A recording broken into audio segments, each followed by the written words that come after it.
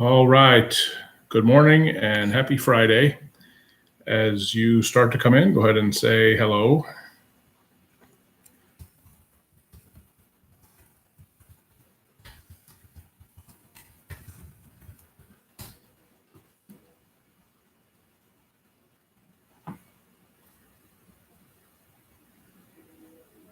I'm going to go ahead and start pulling up the remind questions. Go ahead and say hello in the chat so I know whose questions to start with.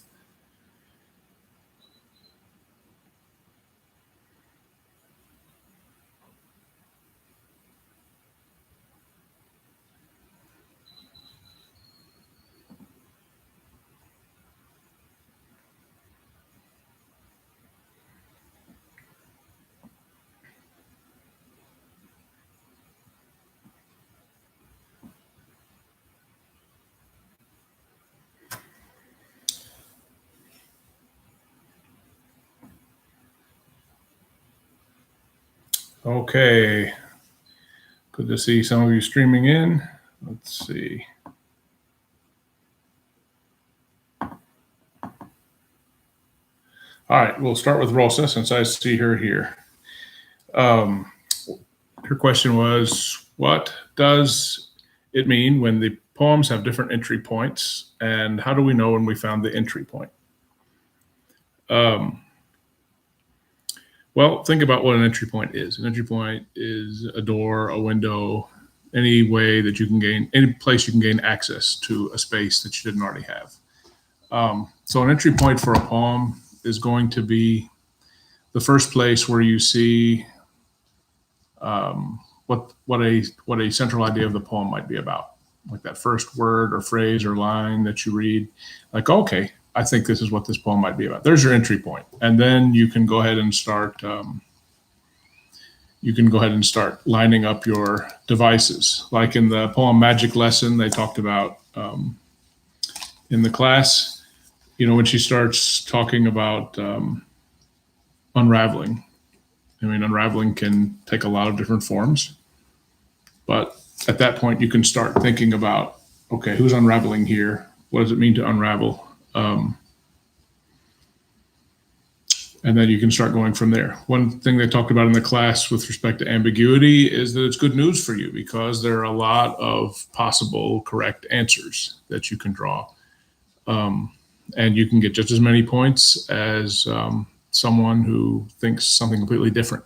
Like in the poem we read back in the fall, where some of you thought that the speaker was imagining death, and some of you thought the speaker was imagining a spouse coming for marriage, and we talked about both of those, had some validity. So that poem had a great deal of ambiguity. So entry point, just kind of where you start to figure out, okay, this is what this poem is about. Okay. Seth said, what are some examples of words? What are some other examples of words or phrases that help with understanding the meaning of a poem? Well, they gave, in the lesson, they gave 3 different levels of examples. They talked about alliteration, antecedent, repetition, adjectives, adverbs, hyperbole, understatement, or ambiguity. There are a lot more devices there than that we've talked about that are on that list. They didn't get into, for example, figurative language, simile, metaphor. They didn't get into imagery. They didn't get into some of the other sound devices like onomatopoeia. They didn't talk about rhyme. Of course, they kind of talked about that the other day. So that's probably why they didn't talk about it again here. But there are a lot of devices that you can use to, once you get a sense of what a poem is about, or at least one of the ideas that a poem could be about, then you can start lining up your evidence. Remember, you don't have to figure out what a poem is about to write about it. All you have to do is figure out one idea. And if what we see in a few weeks on the test is an essay, they're going to give you the idea that they want you to pursue. Like if you came down and the essay happened to be about Magic Lesson, it wouldn't surprise me to see that the idea would have to do with motherhood or dealing with life or handling adversity, because all of those things you can connect pretty easily to unraveling. And then the repetition of the dove trying to bring peace to yourself. So bear that in mind. Let's see. Is ambiguity always a good thing when trying to determine the meaning of a poem? Yes. And here's why. Because ambiguity is your key to success no matter which way you go with the interpretation. As long as you have text evidence to support what you're saying and you have commentary that connects your text evidence to your main idea, you're going to be fine. So ambiguity is good. I know it frustrates a lot of people who, you want there to be one answer and you want to be able to look in the answer key at the back and find that answer is correct. And that's just not how literature works. But the good thing is that if you find an answer and you can back it up, you're going to do just as well on your writing as somebody who may have found a fairly different interpretation and can also back it up. Does ambiguity have a possibility of throwing us off? It could, but only if you are thinking there has to be one correct answer. Once you find something, once you find a central idea and you want to say, okay, this is what this poem is about, then you can start bending text evidence to support what you say. And that doesn't mean completely misuse it or say that, it's as hot as an oven in here. That doesn't mean the room's cold. You can't bend it that far, but you can talk about the different types of heat that could be going on in that room. And that's where ambiguity can take you. Let's see.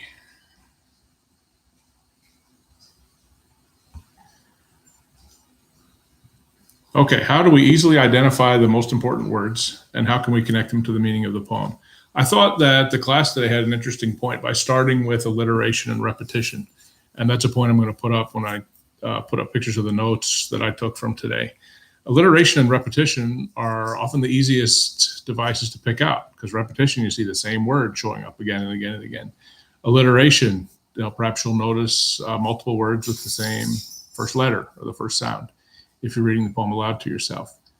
I think similes are fairly easy to find because you're looking for the words like and as. And it's a device that we have been familiar with since middle school. And then, if you want to move on to some of the more complex ones, like, polysyndeton. Polysyndeton, it's really a form of repetition because you're going to have the same conjunction multiple times, and it should stand out to you by now. Lions and tigers and bears. And you can sense, okay, why is the writer wanting to slow down or speed up the pace here by adding these extra words? So to answer that question, I would say, what devices are you the best at finding? And what device are you the best at writing about? Those are going to be the ones that you would look for. And that list might be different for one student than from another. Like maybe you're really good at finding images and talking about how they contribute to mood, but somebody else is really good at writing about metaphors.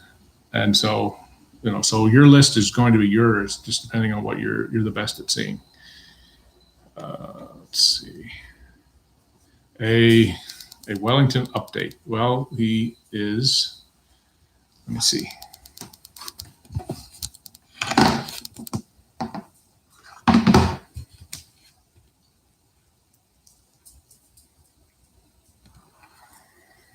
It looks like he is over by the door deciding whether he wants to go out or not, which usually means he's about a minute or two from needing to go outside. But, we'll know that in a minute. Well, you say that. Sometimes he's good, and then sometimes, there's a surprise. But overall, it's pretty good. What other questions from the classes or other questions overall? You can put them here in the live chat or you can send them in Remind.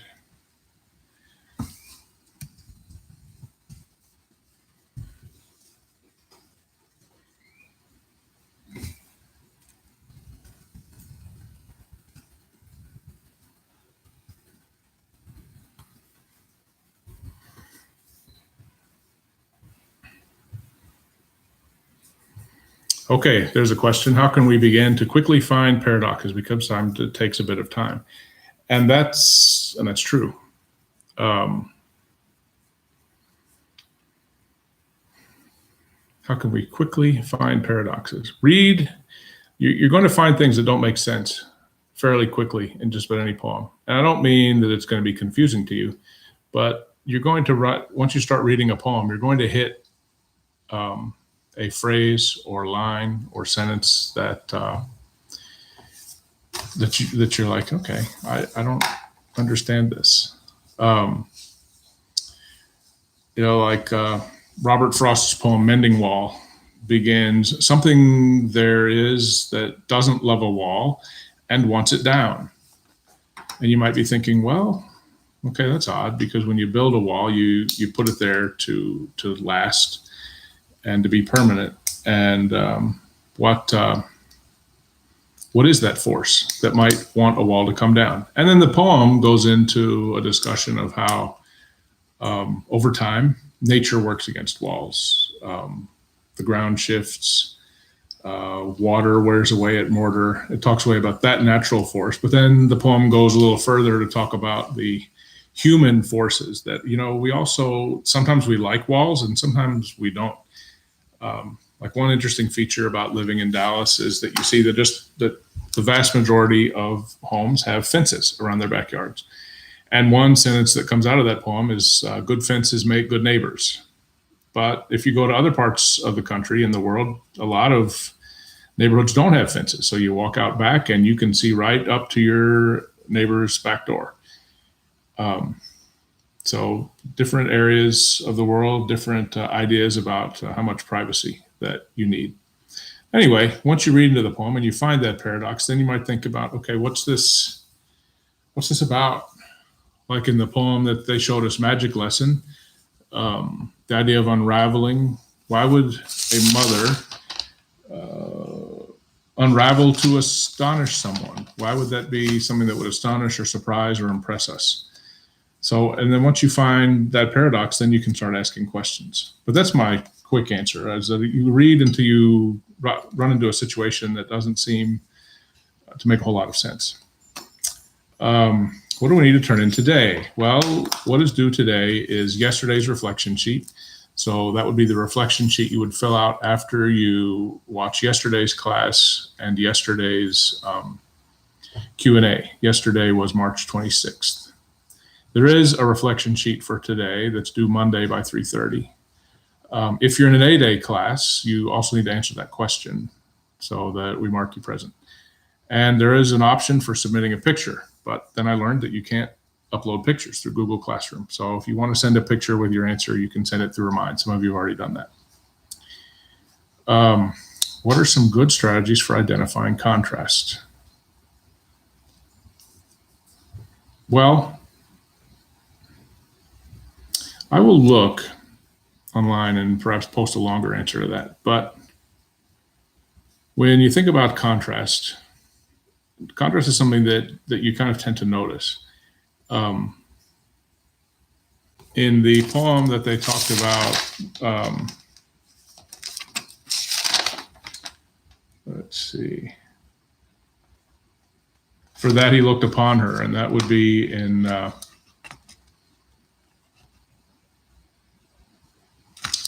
for that he looked not upon her. And that's the poem they talked about near the beginning of class on March 26th in the review class. At the beginning of the poem, the speaker's telling us how he feels about this relationship that he's in. And then he moves to talking about a mouse, how that mouse responds to escaping a trap. And then he moves to talking about how a fly avoids death. But then at the end, the speaker still feels conflicted. So sometimes you can look at tone or mood, because in the first 4 lines of that poem, it's a fairly grim mood. But then it kind of gets a little bit more hopeful when he talks about the mouse escaping the trap and how the fly evades death. But then we get back at the end to talking about how he still feels conflicted about his situation. And that is where he comes to an end. And so, paying attention to details as far as mood and tone, perhaps are the best way to get a handle on contrast. Okay, other questions?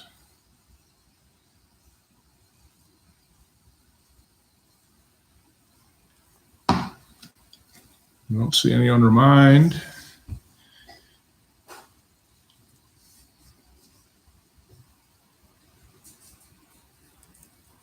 Well, doing fine. I am getting this whole inside thing is not ideal, probably for me as well as for you, as far as, inside, not going very many places. But it sure beats the alternative, which would be, having the virus, I suppose. So, getting outside, to walk a couple times a day and, maintaining sanity. Started Better Call Saul season 5, which pretty good show. It's kind of a prequel to Breaking Bad, if you don't know what it is. And yeah, setting up some Zoom gatherings with some friends. So it's kind of like hanging out, except you're at home and looking at your phone and talking to people. So, all right, last call for questions.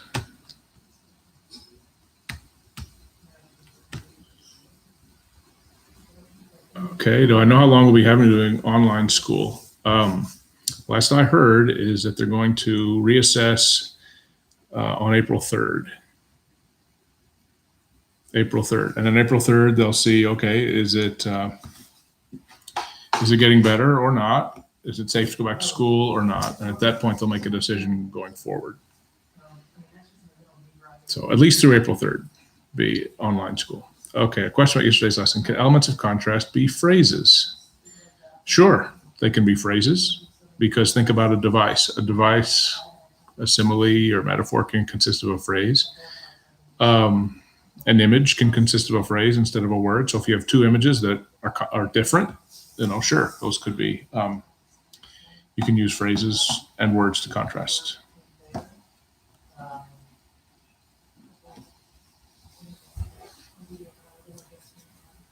Any other questions?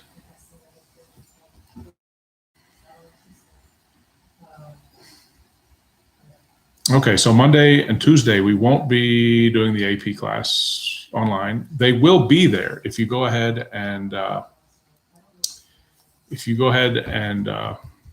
subscribe to the Advanced Placement channel. There will be classes Monday and Tuesday that you can look at if you like. We will look at the classes Wednesday and Thursday together, but there are 5 classes next week, Monday through Friday. So if you want to add to what we're doing by looking at those classes, by all means, go ahead. I mean, the AP test is still before you. So the more work you do, the better off you're going to be. Also, the Quizlets for tone words. We won't have multiple choice, but understanding different types of tone could be helpful in your writing. The Quizlets for the literary terms could also be helpful. Monday, we'll also have the quiz for 10 through 12 of Brave New World. That'll be live 9 to 10, Monday and Tuesday in Socrative. All right, any other questions? Last call. Okay, so I'll see you Monday here. We'll be in YouTube Live 11 o'clock, and we'll be talking about parts of chapters 10, 11, and 12 of Brave New World. So stay safe, stay sane, be good to each other at your houses, because your houses are going to start feeling smaller and smaller. And